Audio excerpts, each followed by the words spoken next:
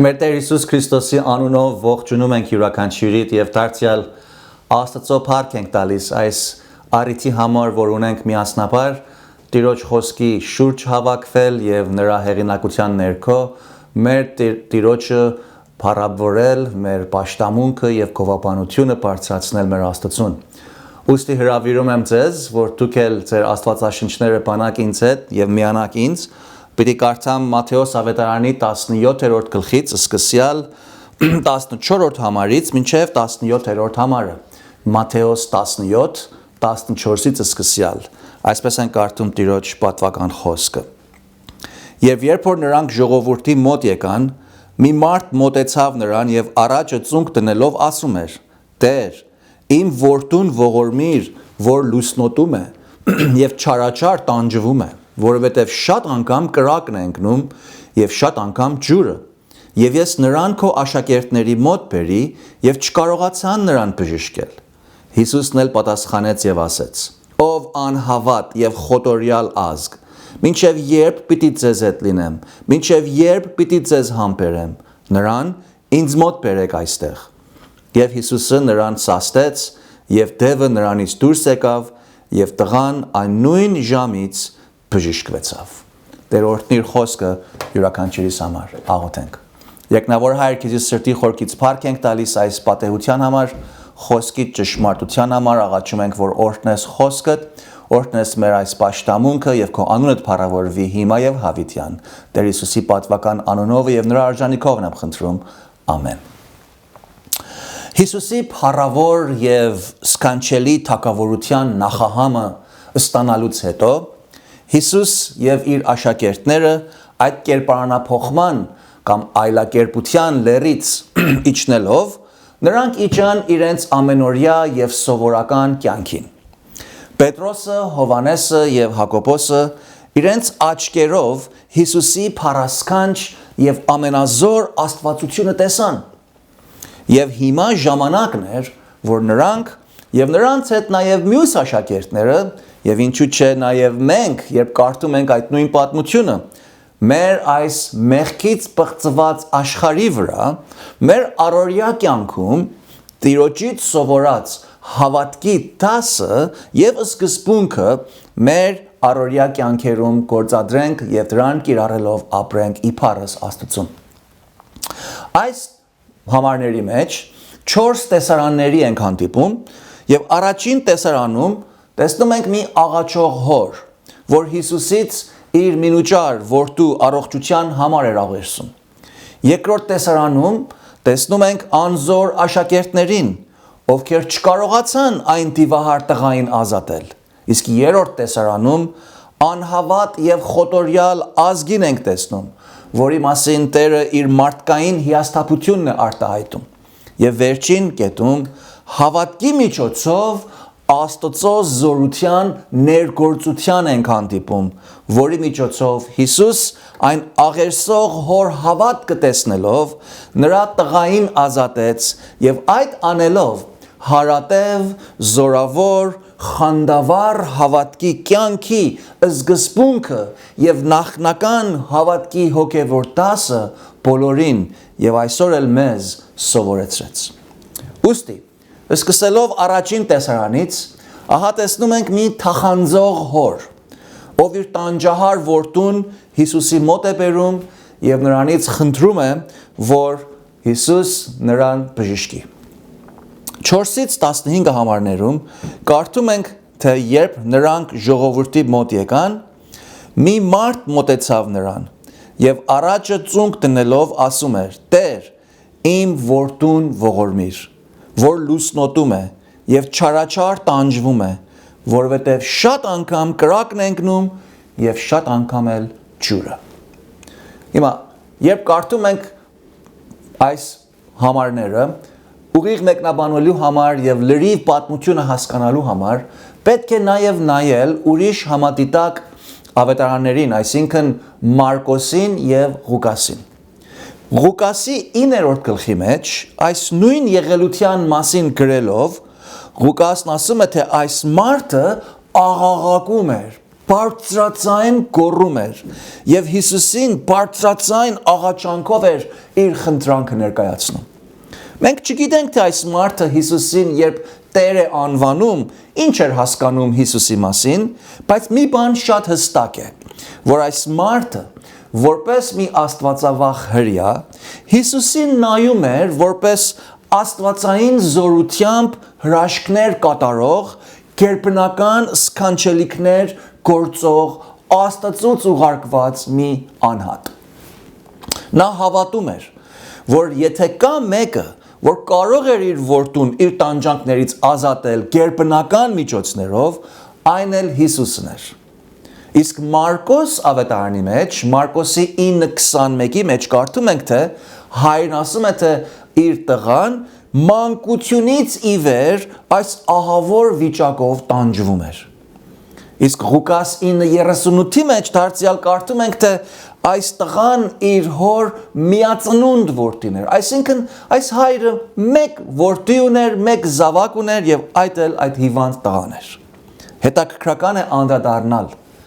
որ թեպետ շատ հավանաբար այս մարդը այդ պահին չէր անդրադարձել, որ նա իր միակ որդուն, ում շատ էր սիրում, բերել էր Աստծո միածին եւ շատ սիրելի որդու Հիսուսի ոտների առաջին։ Նա իր բարձրացային աղերսանքով Հիսուսից աղաչեց, որ Տերը իր որդուն ողորմեր։ Այս աղերսող հոր աղաչանքը իր հունարեն բնագրով մի շատ հետաքրքրական քերականական եղանակով է գրված, որը այդ քերականության նայելով մեծ օրհնություն է ստացվում ու դաս է պարունակում իր մեջ։ Մենք հայերեն լեզվով այդ նույն քերականական հոլովումը կամ եղանակը չունենք, այդ հատուկ հոլովումը կոչվում է անցյալ կատարյալ հրամայական եղանակ, անգլերենով aorist imperative mood։ Երբ այս հայրը Հիսուսից խնդրում է եւ ասում է Տեր, իմ որդուս ողորմիր, կարծես թե նա Հիսուսին հրամայում է, բայց իրականության մեջ նա չի հրամայում, այլ այդ հունարեն անցյալ կատարյալ հրամայական եղանակով աղերս է ներկայացնում եւ պիտի բացատրեմ, թե ինչ է նշանակում այդ։ Այս քերականական եղանակի գործածությամբ այս մարդը Հիսուսին ասում է. Տեր, ես անցյալ կատարյալ եղանակով հավատացել եմ, որ դու կարող ես իմ որդուս բժշկել։ Ես արդեն հավատացել եմ, որ դու աստվածային գերբնական զորություններ ունես, նշաններ անող ես եւ հիմա քո հրաշագործ կարողության վրա իմ ունեցած արդեն իսկ հավատքս անցյալում մղում է ինձ քեզանից թախանձելով խնդրել, որ քո ողորմածությունդ մղի, պարտադրի, հրամայի, հրի քեզ, գործի լծի քեզ, որպեսզի դու քո հրաշքը նրա կյանքում կատարես ու իմ որդուս ողորմես։ Այս բոլորը ողորմիր բառի մեջ քերականական բանաձևով պարունակված է եւ հասկացվում է, երբ կարդացվում է հունարեն անցյալ կատարյալ հրամայական եղանակով բայը։ Նա Տիրոջը չի հրամայում, բայց եւ այնպես ոչ էլ միայն նրան տեղեկություն է տալիս, այլ հենված Հիսուսի վրա իր ունեցած հավատքին Տերից թախանձագին խնդրանք է կատարում։ Հին կտակարանում էլ ունենք այսպիսի բառականներ։ Եթե հիշեք Հակոբի մասին, որ կարդում ենք, որ մի մարդու հետ կամ ավելի ուղիղ մի էակի հետ բոլոր գիշերը մինչև արշալույսի ծագելը մարտնչեց, գոտեմարտեց, պայքարեց եւ Ծննդոց 32:26-ի մեջ կարդում ենք, որ թեպետ ան էակը Հակոբի ամոլաջղին տպավ, զիստին տպավ եւ նրան թուլացրեց եւ այդ անելուց հետո Հակոբին ասեց ինձ թող տուր որ գնամ որովհետեւ արշալույսը ծագել է բայց նայեցեք Հակոբի թախանցանքին Հակոբը նրան դարձավ եւ ասեց քեզ չեմ թողնել մինչեւ որ ինձ չորհնես ու այդ թախանձագին խնդրանքի վրա այդ էակը Հակոբին ասեց Սրանից հետո քո անունը Հակոբ չասվի, այլ Իսրայել։ Այսինքն Աստծո հետ գոտե մարտնչող, որովհետև դու Աստծո հետ եւ մարդկանց հետ մարտնչեցիր եւ հաղթեցիր։ Հետո կարդում ենք, թե Հակոբը հարցրեց. «Աղաչեմ, անունդ ասիր»։ Բայց նա ասեց. «Ինչու ես իմ անունը հարցնում»։ Եվ նա, այսինքն այդ էակը, օրհնեց Հակոբին այնտեղ, եւ Հակոբը այնտեղի անունը Փանուել դրավ, որովհետեւ ասեց. «Դեմ առ դեմ տեսա Աստծուն եւ իմ անձը ողջ մնաց»։ Այստեղ Հակոբը նախամարտեղացած Հիսուսի հետ կոտեմարտեց։ Մարմնահայտնված Հիսուսին թախանձագին աղաչանք կատարեց եւ նրան ասեց. «Օրհնիր ինձ, քեզ չեմ թողնի, մինչև որ ինձ չօրհնես»։ Այստեղ էլ հիմա այս աղերսող հայրը Հիսուսից խնդրում է, որ նա իր լուսնոտող որդուն ողորմեր։ Հին օրերին, երբ տակավին բժշկական տեխնոլոգիան եւ գիտությունը այսօրվա պես հարաճած չէր, էպիլեպսիա հիվանդության, էպիլեպսի, լուսնոտություն էին կոչում։ Էպիլեպսիան ճղերի հիվանդություն է, որով այս հիվանդությունից տառապողները հանկարծ ուշաթափվում են ու սկսում են փրփրել կամ երբեմն սաստիկ մարմնավոր թափահարությունների եւ ցնցումների են ենթարկվում եւ իրենց մարմնի ճիղերը ցից պրկվում են եւ նրանց մարմինը մեռելի դիակի պես կարծանում եւ պնդանում է։ Հին օրերում մարդիկ կարծում էին, թե այսպիսի վիճակները այս մարդկանց վրա լուսնի թողած ազդեցությունից է եւ դրա համար էլ այսպիսի վիճակ ունեցողներին կոչում էին լուսնոտ։ Անգլերենով lunatic, լունը, որ լատին բառով լուսնյակ է նշանակում, հիմա էլ անգլերենով նրանք, որոնք ցնցված են, մտային խանգարումներով են ապրում, նրանց lunatic են ասում։ Այսինքն լուսնոտ։ Բայց այս հոր տված բացատրությունից այնպես է երևում, որ թեպետ այս տղան նույն վիճակների էր մատնվում, բայց երբ որ Ղուկասի ավետարանն ենք կարդում, այս մասին մեր բժիշկ եղբայր Ղուկասը մի հատուկ մանրամասնություն է նշում, որով մեր ուշադրությանն է հանձնում բժիշկը, թե այս տղայի մոտ Երևան եկած այդ վիճակները, փրփրանքը, գետին թափալվելը, թափահարությունները, դրանք ֆիզիկական հիվանդության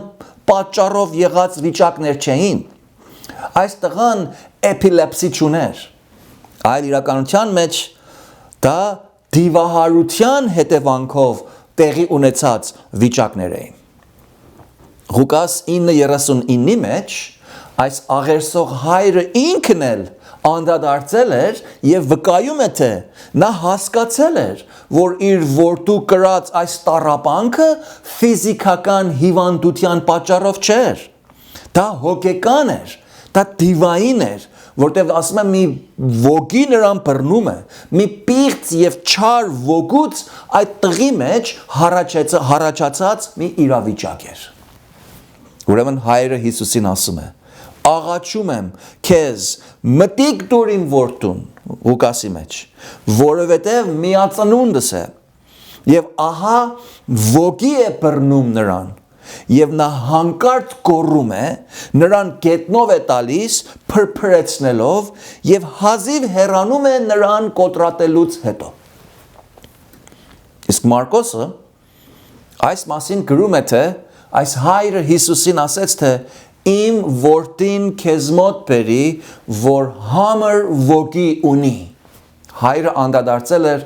որ այս դիվահարության հետևանք է։ Ահա տեսնում ենք, թե այս տղան իրապես դիվահարված էր եւ այս դևը նրա մանկությունից ի վեր նրա մեջ էր բնակվում եւ նրան սարսափելի տառապանքների եւ չարչարանքների էր մատնում։ Պետք է ասել, որ մի հոր համար եւ բոլորիս համար այս մի շատ ցավալի, մի շատ վախենալի, մի շատ տխուր եւ սարսափելի ու ահավոր վիճակ է։ Սարի վրայի փառավոր եւ սքանչելի տեսարանից հետո մի այսպիսի սարսափելի ու վախենալի տեսարանի առջև գտնվելը երկու ծայրահեղ հակադրական բևեռներ են, որոնցից մեկը Սարի գագաթին հայտնաբերեց Հիսուսի թագավորությունը եւ նրա լույսի տիրապետության տակ փառավոր լուսաճաճանչ կյանքի վիճակը, իսկ մյուսը հիմա հայտնաբերում է սատանայի խավար, պիղծ, մեղսալի, տարապելի, վախենալի, ցավազդու, կորուս, չարչարանք առաջացնող եւ մահացու բռնկալությունը եւ այսպիսի իշխանության ներքո տակ ապրող մարդու ուրվական եւ ողորմելի վիճակը։ Երկու հակասական, հակադրական տեսարաններ, բևեռներ։ Այս չար ոգին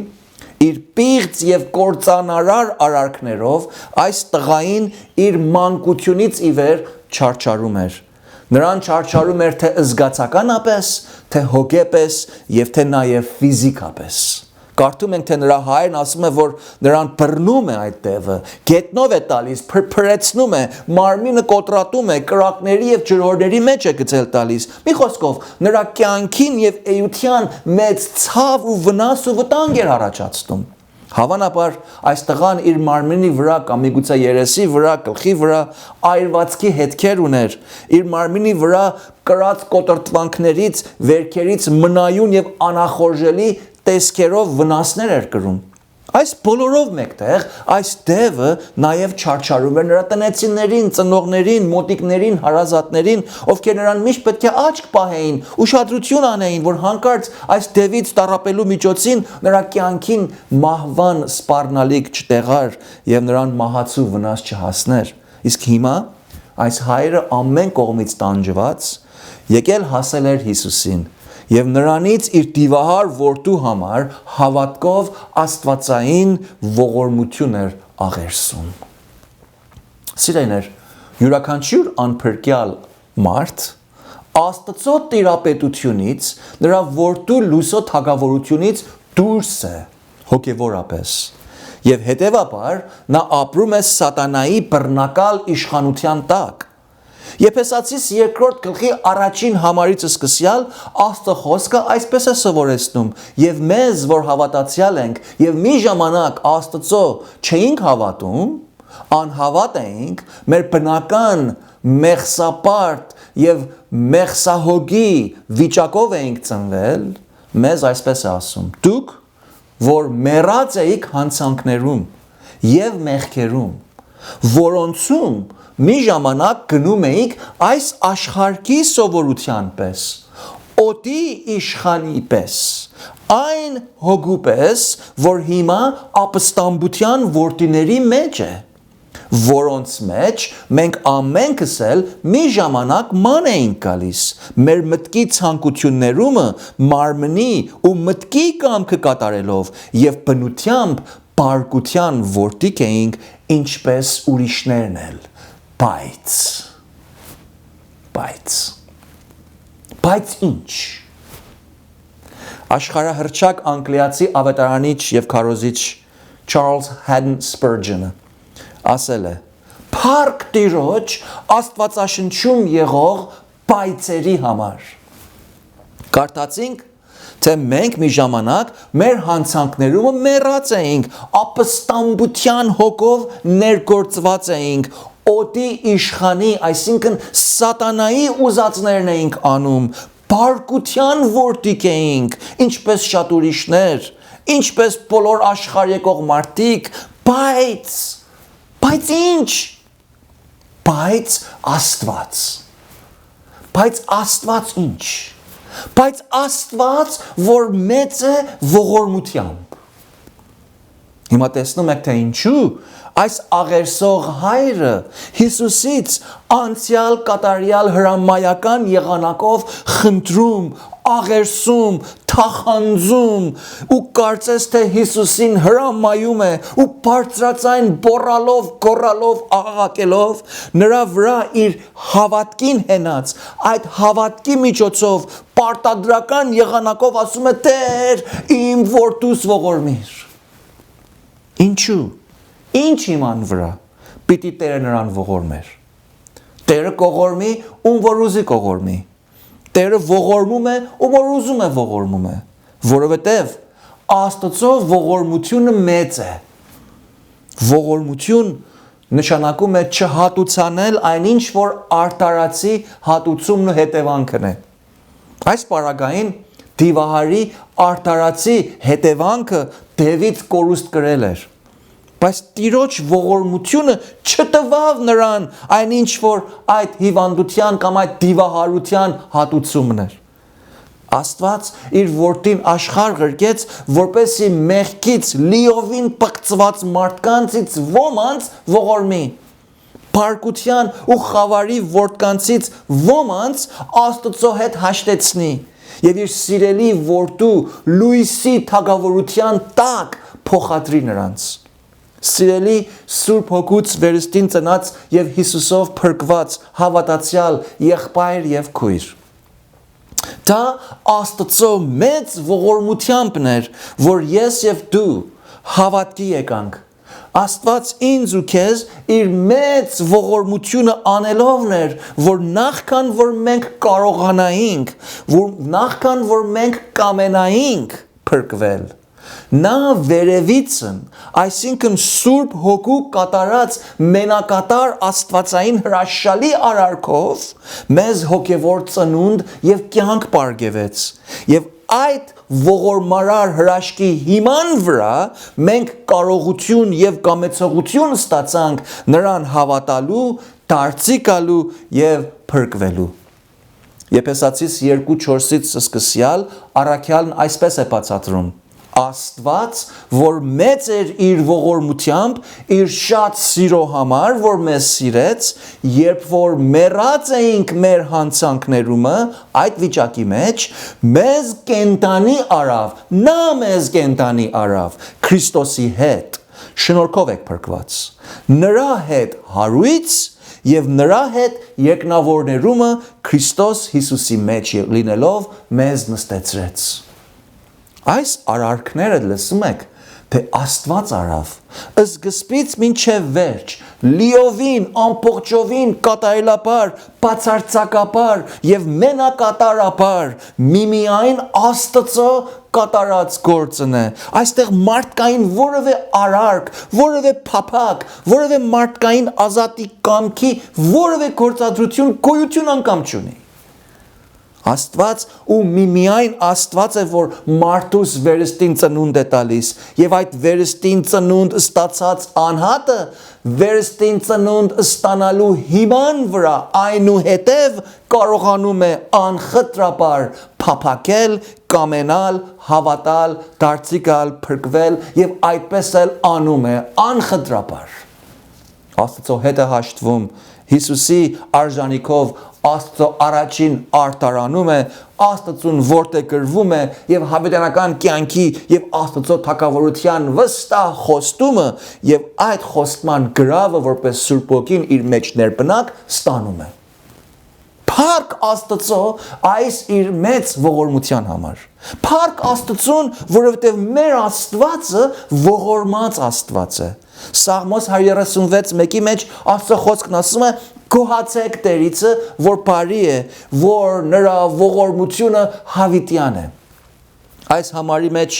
երկրորդ նախադասությունը, այսինքն նրա ողորմությունը հավիտյան է,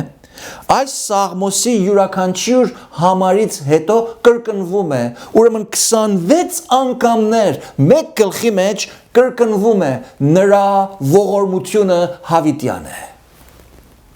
Ողբ Երեմիայի գրքում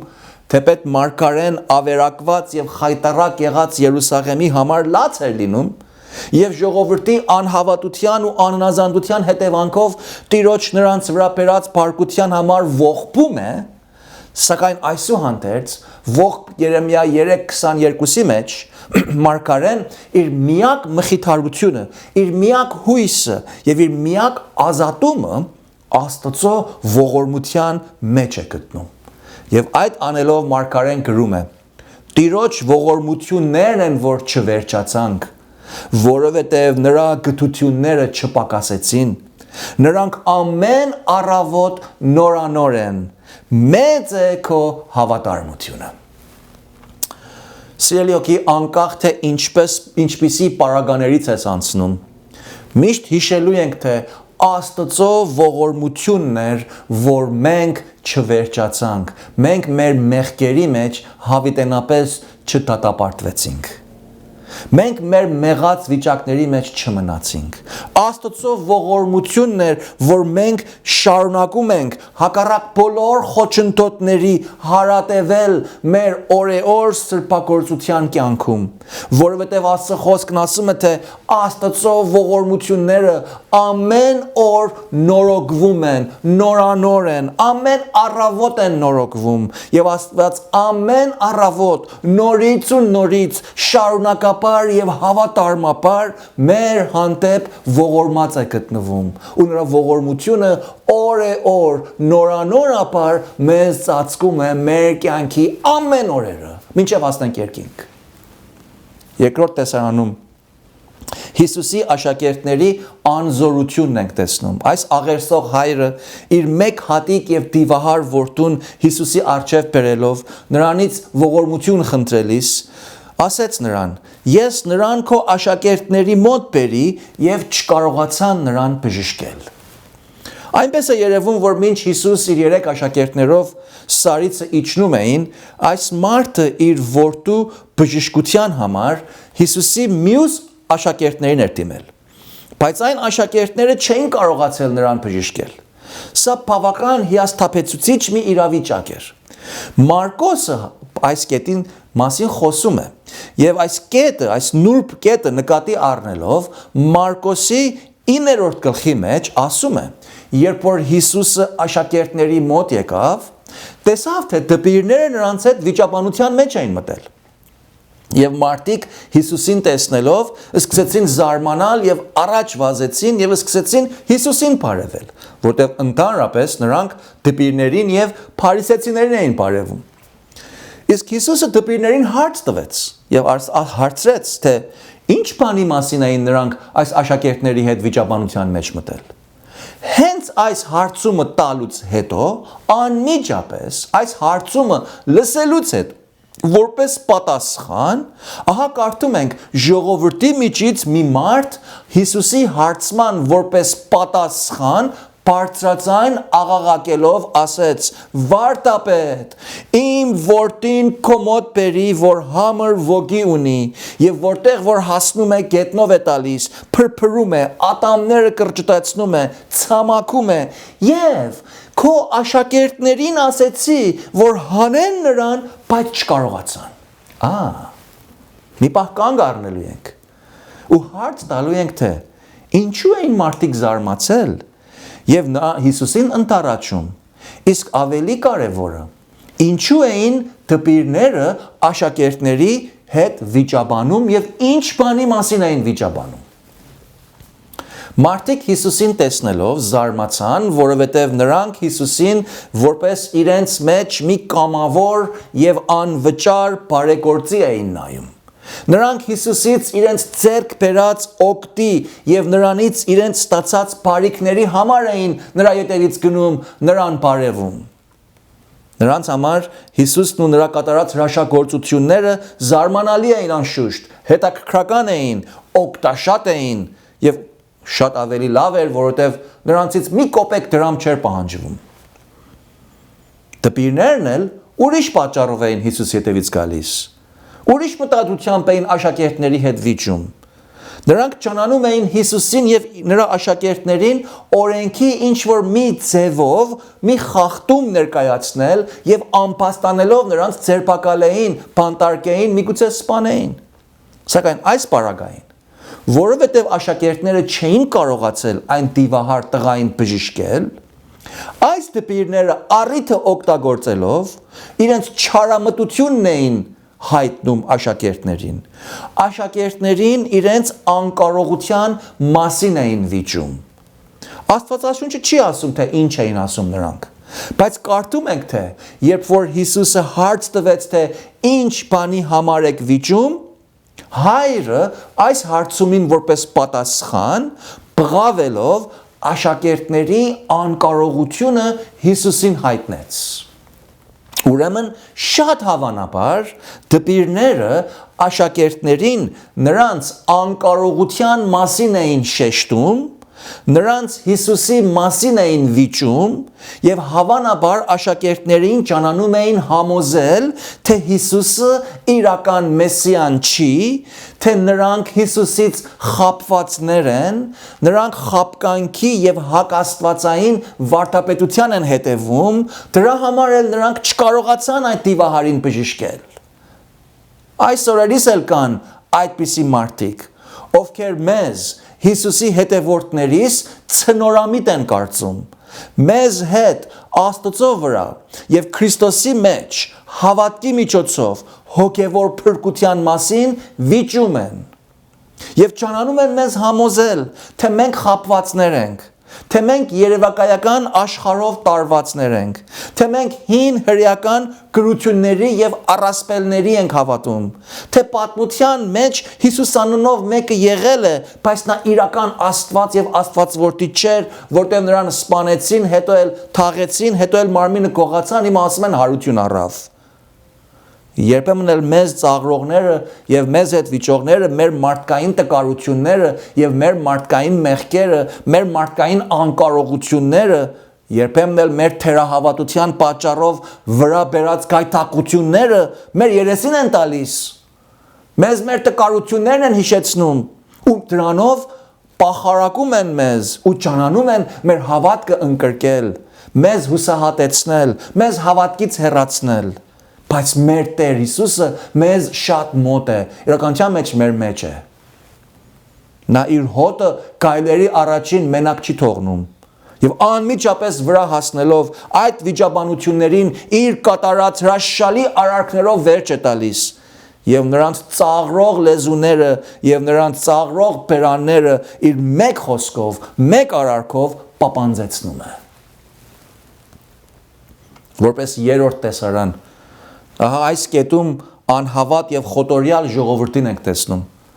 Այս իրավիճակը տեսնելով է, որ Տերը իր մարդկային հիասթափությունն է արտահայտում եւ 16-րդ համարի մեջ ասում է. «Ով անհավատ եւ խոտորյալ ազգ, մինչեւ երբ պիտի ձեզ հետ լինեմ, մինչեւ երբ պիտի ձեզ համբերեմ»։ Այս ասելուց հետո անմիջապես այն դիվահար տղային ակնարկելով հրամայում է եւ ասում է. «Նրան ինձ մոտ բերեք այստեղ»։ Ղուկաս 9:1-ի մեջ կարդում ենք, թե Հիսուսը իր աշակերտներին իշխանություն տվավ, որ դևեր հանեն եւ չար ոգիներին սաստեն։ Եվ 10:17-ի մեջ նմանապես կարդում ենք, որ աշակերտներն էլ այդ զորությունը ստանալով եւ դրան գործադրելով շատ ուրախ էին։ Որևէ գրություն չկա, թե նրանք Հիսուսից ստացած իրենց զորությունը չկարողացան գործադրել, որևէ դժվարության հանդիպեցին։ Բայց հիմա ինչ եղավ, որ հանկարծ նրանք չէին կարողացել այս տղան իր դիվահարությունից ազատել։ Շատ հավանաբար նրանք ամեն ինչ որ գիտեին փորձեցին, բայց ավաղ այդ բոլոր ջանքերը մնացին ապարդյուն եւ անօգուտ։ Եվ հիմա ժողովրդի առաջնորդները իր աշակերտների հետ վիճում են ու մարդիկ իրենց բարեկեցկության համար Հիսուսին մոտենում են, նրան բարև են տալիս, որպեսզի նրանից օգուտ ստանան։ Դրա համար Տերը այդ բոլորը տեսնելով այդ ազգին ներառյալ իրենց դպիրներին, առաջնորդներին անհավատ եւ խոտորյալ է անվանում։ Անհավատ նշանակում է նա ով Աստծուն եւ նրա ճշմարտության չի հավատում։ Աստծուն եւ նրա խոսքին չի վստահում։ Նրա խոսքին չի հենվում։ Նա ով իր կյանքը եւ իր բարքը, իր սրտով ու մտքով, իր հոգով Աստծուն նվիրված չի։ Աստծո ճանապարհներով չի ապրում։ Իսկ խոտորյալ նշանակում է ծռնված, մոլորված, ուղղությունից դուրս եկած։ Ուղիղին ու ծուռը իրարու հետ խառնաշփոթած, տեղափոխած։ Վատին լավ եւ լավին վատ ասողը։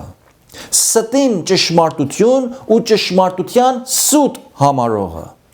Խոտորյալները նրանք են, ովքեր չարությունը գրկապած ընդունում են եւ բարին մերժում են։ Խոտորյալները նրանք են, ովքեր պղծությունը տոնակատարում են եւ ուղարարությունը ծաղրում են։ Մենք մի այդպիսի ժամանակներում եւ խոտորյալ մշակույթի մեջ ենք ապրում, թե անհավատ եւ թե խոտորյալ։ Այնինչ որ Աստված պղծություն, դժոխքի հավիտենական պատժի արժանի եւ անբնական եւ Աստծուն հատկապես գարշելի է անվանված Աստծո խոսքի մեջ, այս օրերիս որպես այլընտրելի կենցաղավարություն, որպես միասեռականություն, մարդիկ դրան մի ամբողջ ամիս մեծ շքերթներով եւ տողանցքներով հանրապես են տոնակատարում եւ պնդում են, որ բոլորն էլ նրանց արարքների մասին որևէ քննադատություն չանեն կամ դրան չհակառակեն ու հակառակողներին տուգանքներով եւ մինչեւ անգամ ազատազրկումներով են սպառնում։ Դրա հետ միատեղ խոտորյալները նրանք են, ովքեր այնինչ բանին, որ Աստված դրան արգիլում է, մարդասպանություն է համարում, այս օրերիս նրանք ամեն տարի միլիոնավոր անծին երեխաներին իրենց մոր որովայնի մեջ տակավին մի քանի րոպեներ ծնունդից առաջ նույնիսկ աղաջրով այրում են, նրանց նորակազմ մարմնի անդամները իրենց մոր որովայնի մեջ իրարուց կտրատում են եւ այդ անծինը իր մոր որովայնում կտոր անելով սպանում են, հետո էլ ասում են սա կանաց իրավունքն է, որովհետեւ ոչ ոք իրավունք չունի որևէ մի կնոջ իր ուզածից ուրիշ բան պարտադրի։ Վայ նրանց, որ այսպես անհավատ եւ խոտորյալ են, վայ նրանց, ովքեր այսպիսի անհավատության եւ խոտորումների հետ համախոհ են, նրանց արարքներին հավանություն են տալիս ու նրանց պիղծ սատանայական արարքներին պետական ճանաչում են հատկացնում։ Վայ այն առաջնորդներին, վայ այն մեծամեծներին, ովքեր այսպիսի արարքների ջատագովները եւ դափնեկիրներն են։ Այսպիսի մարդկանց որպես առաջնորդ, կառավարիչ կամ պետական պաշտոնյա ընտրողները ու իրենց քվեն այսպիսի անհավատ եւ խոտորյալ մարդկանց տվողները կամ անգիտակից են եւ կարիք ունեն սովորելու գիտակցության, կամ գիտակից են եւ այդ պատճառով էլ ճշմարտությունից խոտորված եւ ծռնված են։ Սակայն այսպիսիներ, եթե իրենց արարքից չապաշխարեն, ապա նրանք Աստծո առաջին հաշվետու պիտի կանգնեն իրենց տված քվեի համար։ Այս բոլորը սատանայի եւ նրա դևերի գործն է։ Սատանան անում է ճիշտ Աստծո հակառակը, ճանանում է քանդել եւ ավերել Աստծո գործը, լինի դա անհատական, ընտանեկան, եկեղեցական, կառավարական, պետական, ազգային եւ բոլոր ընդհանուր մարզերում։ Սրա միակ տեղը, միակ դարմանը, սրանից միակ ազատման ապահով մնալու ձևը, կերպը, միջոցը Աստված եւ իր ճշմարտությունն է։ Նա ով պահում է հավատացյալին, այն Տերը ով պահում է եկեղեցուն, ինքն է տեղը, ինքն է ճանապարհը, ինքն է ճշմարտությունը, ինքն է կյանքը։ Նա է ով միայն կարող է սատանայի վրա իր տարած հաղթության շնորհիվ նաև հաղթել տալ ամեն նրանց ովքեր իրենց կյանքի վստահությունը եւ իրենց փրկության համար հավատքը եւ իրենց ամենօրյա սրբագործության կյանքը հիմնել են հենց Տեր Հիսուս Քրիստոսի եւ միայն Հիսուս Քրիստոսի վրա։ Այդ իմաստով էլ Հիսուս այդ դիվահար տղային համար ասեց. նրան ինձ մոտ բերեք։ Կփավե ուրիշ տեղեր գնաք, ինձ մոտ բերեք։ Ես եմ կյանքը, ես եմ ճանապարհը, ես եմ հարությունը, ես եմ դուռը։ Չորրորդ կետում նկատի ենք առնում մեր վերջին տեսարանը, ուր հավատքի միջոցով Աստծո զորության ականատեսն ենք դառնում։ Հավատքի միջոցով Աստծո զորության ականատեսն ենք դառնում։ 17-րդ համարից կարդում ենք եւ Հիսուսը նրան, այսինքն Դևին սաստեց եւ Դևը նրանից դուրս եկավ եւ տղան նույն ժամից բժշկվեցավ։ Մատթեոսը շատ կարճ է գրում այս բժշկության մասին, բայց Մարկոս 9:19-ից այս նույն բժշկության մասին այսպես են կարդում. Նրան բերին նրա մոտ, Հիսուսի մոտ, եւ նրան որ տեսավ,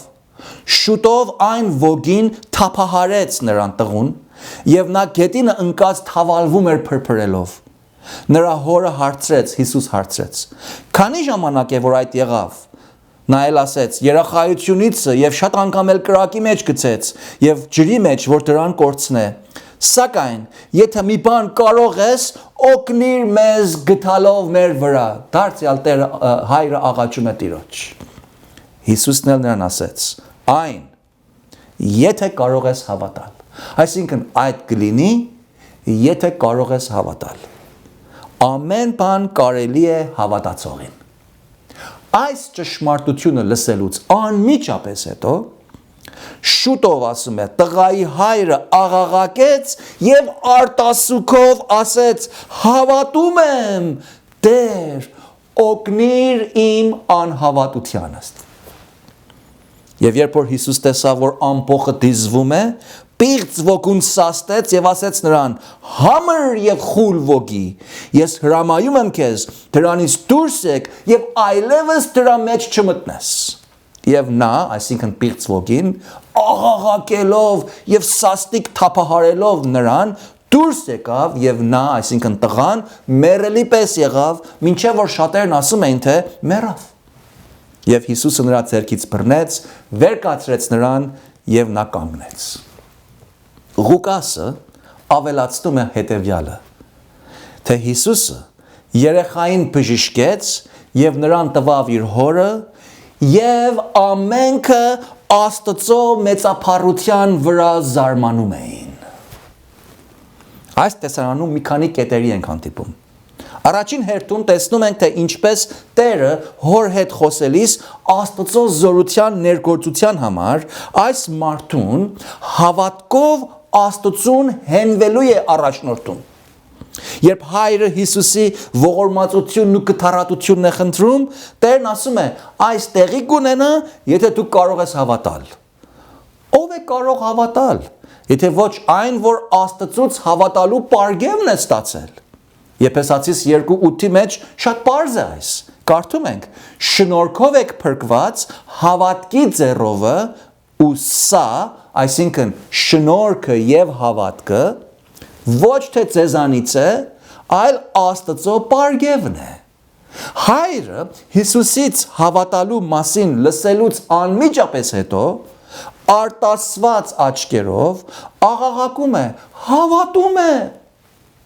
Եվ հենց որ ասում է հավատում եմ, անմիջապես անդրադառնում է իր հավատքի թերությանը, իր հավատքի անկատարելությանը։ Ու դեռ հավատում եմ նախադասությունը հազիվ արտասանած, անմիջապես շարունակում է իր խոսքը եւ Հիսուսից խնդրում է. Տեր, օգնիր իմ անհավատությանս։ Հիմա ինքը Հիսուսից օգնություն կարիք ունի։ Պարագան նույնն է նաև իմ ու քո համար, սիրելի հավատացյալ։ Մենք էլ ենք հավատացել եւ հավատում ենք մեր Աստծուն։ Մենք հավատքի շնորհիվ,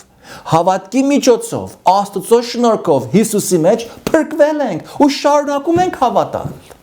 Մենք ուղիղ վարդապետություն ենք սովորել։ Մենք գիտենք, թե ով է մեր Աստվածը, ինչպիսի ստորոգիլներ ունի, ինչ է պահանջում մեզանից, մենք ինչ պիտի անենք։ Մենք այս բոլորը գիտենք, մենք հավատում ենք, բայց մեր հավատքը կատարյալ չի, մեր հավատքը թերահավատության սերմեր ունի իր մեջ, մեր հավատքը կասկածների եւ երկմտության հունդեր ունի իր մեջ, ու երբեմն դրանք ծիլ են տալիս, մեզ թերահավատության են մատնում, կասկածանքի երկմտանքի են տանում։ Դրա համար Տիրոջ եղբայր Հակոբոսը իր նամակի առաջին գլխի 5-րդ համարից մեզ հավատացյալներից այսպես է հորդորում. բայց եթե ձեզանից մեկը իմաստության պակասություն ունի, թող խնդրի Աստծուց, որ ամենին տալիս է առատությամբ եւ չի նախատում եւ կտրվի նրան, միայն թե թող հավատքով խնդրի, առանց երկմտելու, որովհետև երկմտողը նման է ծովի հողմակոծված ալիքին։ Այն մարդը թող չկարծե, թե Տերիցը մի բան կառնե։ Երկմիտ մարդը անհաստատ է իր բոլոր ճանապարհներում։ Սա Աստծո խոսքն է։ Սա չի նշանակում ինչ բան որ հավատքով Աստծուց խնդրես կառնես, միայն թե պիտի լրիվ հավատաս։ Ոչ, երբեք։ Աստվածաշունչը կանչիր եւ ստացիր ուսուցմունքը լիովին մերժում է։ Այս սա նշանակում է, թե Աստծուց հավատքով խնդրանք ներկայացնողը իր հավատքը չի հիմնում,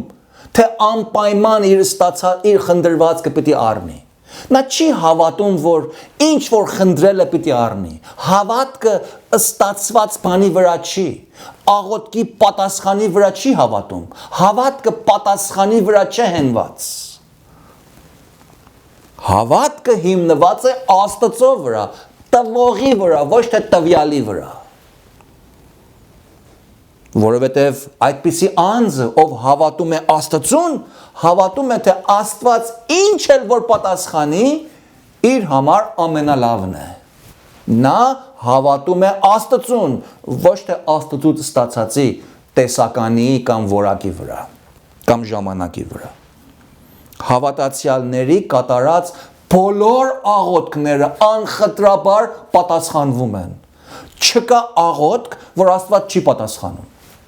Լսեցիք ինչ ասեցի։ Աստված բոլոր աղոթքները պատասխանում է, բայց չի պատասխանում մեր երևակայեցի պես։ Երբեմն Աստված դրական է պատասխանում, այո է ասում։ Երբեմն Աստված ժխտական է պատասխանում, ոչ է ասում, արգիլում է։ Եվ հաճախ էլ Աստված պատասխանում է սպասիր ասելով ու սպասելու մեջ է դնում մեզ։ Այստեղ տեսնում ենք, որ Հիսուս այս բժշկության արարքը գործ է ածում ոչ միայն այն տղային իր դիվահարությունից ազատելու համար ու նաև նրա հոր վրա ունեցած հավատքը հաստատելու համար, այլ այս բոլորը վերջի վերջո նա գործ է ածում իր Աստծո որդի լինելը հիմնելու, փաստելու, հաստատելու համար եւ վերջնականաբար Աստծո մեծափառությունը բոլորին հայտնաբերելու համար։ Մի ուրիշ կետ էլ որ տեսնում ենք այն է, որ Հիսուս երբ այն դևին դուրս գալ է հրամայում, ոչ թե միայն նրան դուրս է հանում, այլ նրան այդ դևին, այդ տղայի մեջ վերադառնալուց հավիտենապես արգիլում է։ Ասում է այլևս դրա մեջ չմտնես։ Ապա նաև օրհնապեր է տեսնել, թե ինչպես երբ Հիսուս հրամայում է դևին, նա դուրս է գալիս եւ հնազանդում է Հիսուսին։ Ինչու՞։ Որովհետեւ Հիսուս դևերի արարիչն էր։ Հիսուս ամեն բանի արարիչն է, բոլոր էության, բոլոր իրականության, բոլոր ստեղծագործության, ներառյալ բոլոր սուրբ եւ պիղծ հրեշտակների եւ սատանայի ստեղծողը Հիսուս ինքն է, որտեղ Հիսուս Աստված է։ Դևը արարած է եւ արարած լինելով իր արարչին ուրիշ բան չէր կարող անել, բացի հնազանդել։ Նաեւ կարդում ենք, թե բոլոր մարդիկ Աստծո մեծափառությունը տեսնելով զարմացան։ Աստծո մեծափառությունը ի հայտ եկավ։ Եվ այդ էր բուն նպատակը։ Տեսնում ենք, թե երբ Տերը գործի սիրելիներ, Աստված կփառավորվի։ Մարդիկ կհաստատվեն, հավատացյալներ կհաստատվեն իրենց հավատքի մեջ։ Դժվարության մատնվողներ, դևից, սատանայից բռնվածներ կազատվեն։ Եվ նույնիսկ երբ մենք մեր ամենատկար հավատքի պահերին հավատքի միջոցով հենվում ենք լոկ Աստծո վրա, առանց նրան կասկածելու, հենվում ենք նրա ողորմության վրա, նրա աստվածային նախախնամքի վրա, անկախ թե մեր ստացած պատասխանը լինի մեր ուզածի համաձայն կամ ոչ, կամ դա ստացվի մեր ուզած ժամանակին կամ ոչ։ Ուրեմն, երբ մենք հավատում ենք Աստծուն, Աստված իր զորությունը գործադրում է, երբ մենք մեր հավատքը հիմնում ենք ոչ թե այնինչ որ պիտի ստանանք, հավատում ենք որ կառնենք, ոչ, հավատում ենք որ Աստված կանի լավագույնը։ Հիմա կառնես կամ ոչ, դա Աստծո կամքին են թողնում։ Մենք վստահում ենք մեր Աստծո նախախնամ հայրական գթառատ ձեռքին, նրա զորությանը եւ այդ աղերսող հոր պես ասում ենք, հավատում եմ Տեր, օգնիր իմ անհավատությանս։ Թող Տերը օգնի մեզ, առաջնորդի մեզ հավատալու, վստահելու մեր երկնավոր Հոր Աստծուն։ Տերը առատապես օրհնի իր խոսքը բոլորիս համար։ Աղոթենք։ Երկնավոր Հայր, քեզից սրտի խորքից փառք ենք տալիս։ Շնորհակալ ենք խոսքիդ համար։ Փառք ենք տալիս, որ դու ողորմած Աստված ես, եւ դու Տեր Հիսուս մեզ մղում ես, որ մեր հավատքը հիմնենք մեր Հոր Աստծո վրա, քո վրա, եւ մեր մեջ Սուրբ Հոգու բնակության վրա, երրակ ու Սուրբ մեությունդ մեզ թող առաջնորդի մեր հավատքը հիմնելու հենց քո աստվածային զորությունը ներգործելու վրա եւ քո փառքդ հայտնվելու եւ օրհնություններ վայելելու։ Իփարս քեզ, օրհնիր խոսքդ յուրաքանչյուրիս համար եւ դու փառավորվիր ամենտեղ։ Տեր Հիսուսի պատվական անունով եմ խնդրում։ Ամեն։